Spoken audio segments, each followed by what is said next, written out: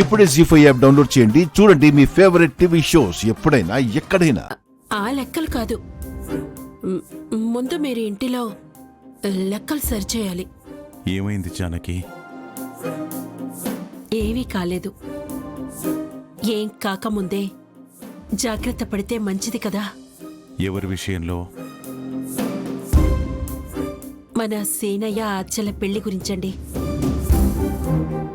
వాళ్ళిద్దరికీ త్వరగా పెళ్లి చెయ్యాలండి. చేద్దాంలే.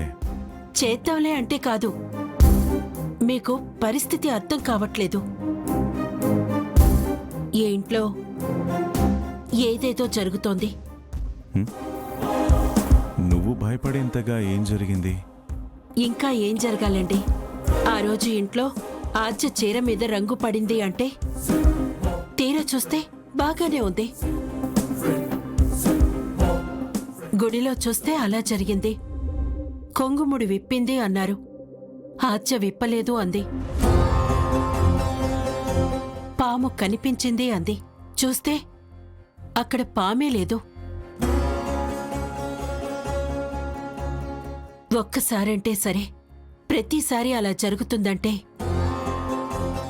నా మనసుకేదో జరుగుతోందనిపిస్తోంది.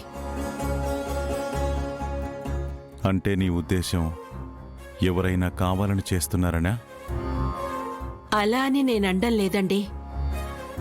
ఏం జరుగుతుందో తెలియకుండా ఒకరిని ఎలా తప్పుపడతాం? కానీ ఆద్య అబద్ధం చెప్పదు. తన మీద నాకు నమ్మకం ఉంది. తను చెప్పినవన్నీ అబద్ధాలు అవుతున్నాయంటే ఎందుకో నాకు జరగరానిదేదో జరుగుతుంది అనిపిస్తోంది. అందుకే పెళ్లి చేద్దాం అంటున్నాను. నేను అదే ఆలోచనలో ఉన్నాను జానకి. మీకు ఆలోచన లేదని కాదండి, ఆద్య బాధ్యత నాది అనుకున్నాను. పెళ్లి చేసి ఆ బాధ్యత తీర్చుకుందామని నా బాధ. ఆద్య బాధ్యత నీకే కాదు జానకి, పెదనాన్నగా నాది కూడా. మనిద్దరి మధ్య నీ బాధ్యత నా బాధ్యత అని వేరువేరు బాధ్యతలుండవు. ఇద్దరిలో బాధ్యత ఎవరు తీసుకున్నా ఆ బరువు ఇద్దరం మొయ్యాల్సిందే. నువ్వేం దీని గురించి టెన్షన్ పడకు. ఆద్యకి శ్రీనుకి త్వరగా పెళ్లి చేయాలని నాకు ఉంది.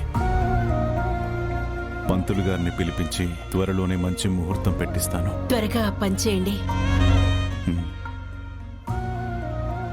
మజ్జిగ తాగండి. జీ5 యాప్ డౌన్లోడ్ చేసి అన్ని ఎపిసోడ్స్ పూర్తి ఉచితంగా చూడండి.